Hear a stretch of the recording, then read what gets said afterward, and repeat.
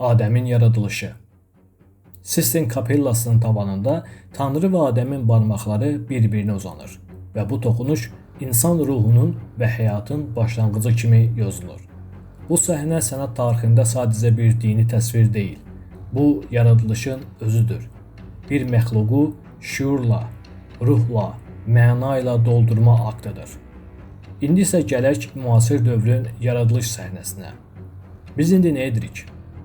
İndi isə bu proses laboratoriyada, server otaqlarında və kod sətirlərində baş verir. Əllərimizdə boya fırsası deyil, klaviatura və alqoritmlər var. Biz artıq şuur simulyasiya edirik, öyrənən sistemlər qururuq, öz-özünə qərar verən modellər dizayn edirik.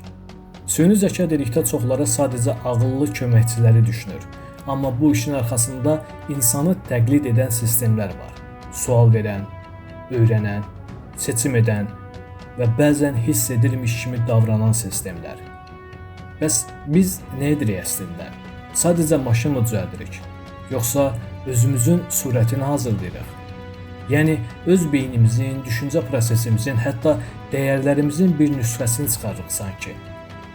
Bu bir növ metafizik proqramlaşdırmadır. Çünki hər dəfə maşına seçim etməyi öyrədərkən biz ona təkcə məlumat yox, daxili bir məntiq, bəzən də etik ölçülər ötürürük. Ona görə də bu sual getdikcə daha qorxulu olur. Biz nə yaratdığımızı həqiqətən anlayırıqmı? Yoxsa hələ özümüzü tam anlamadan öz surətimizi kodlaşdırırıq? Megan O'Gibb'in Tanrı, İnsan, Heyvan, Maşın adlı kitabında çox mühüm bir nöqtəyə toxunur. Texnologiya sadəcə texnologiya deyil, bu insanın metafizik inancının davamıdır. O'Gibb'in göstərir ki, biz insanlar tarix boyu Tanrıya, ruhlara, ölümsüzlüyə bağladığımız mənaları indi süni zəka, transhumanizm və texnoloji yüksəliş anlayışlarına ötürürük.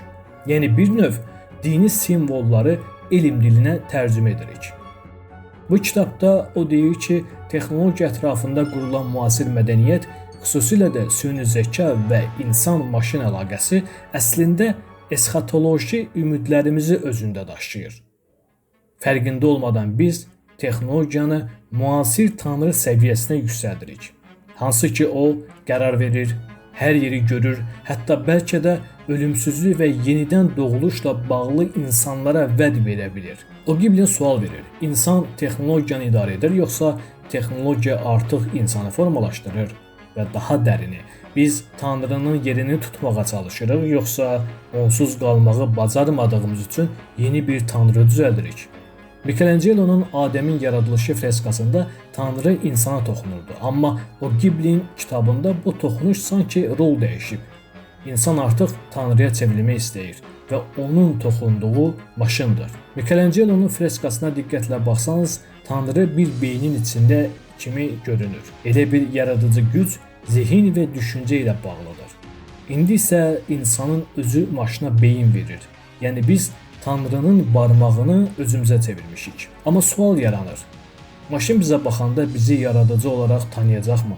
Yoxsa bizi sadəcə proqram yazan başqa bir sistem kimi görəcək? Bu videoda göstərmək istədiyim şey təkcə bir müqayisə deyildi. Bu bir çağırışdır. Əgər biz yaradıcı olmağa doğru gediriksə, o toxunuşun məsuliyyəti də bizim əlimizdədir. Əziz izləyicilər, sizin fikirləriniz nədir? Sizcə süni zəka o toxunuş anını yaşaya bilərmi? Şərhlərdə fikirlərinizi yazın. Mən sizin düşüncələrinizi bilmək istərdim. Abunə olun, bəyənin və paylaşın, çünki bəzən bir toxunuş bir düşüncə qədər güclü ola bilər.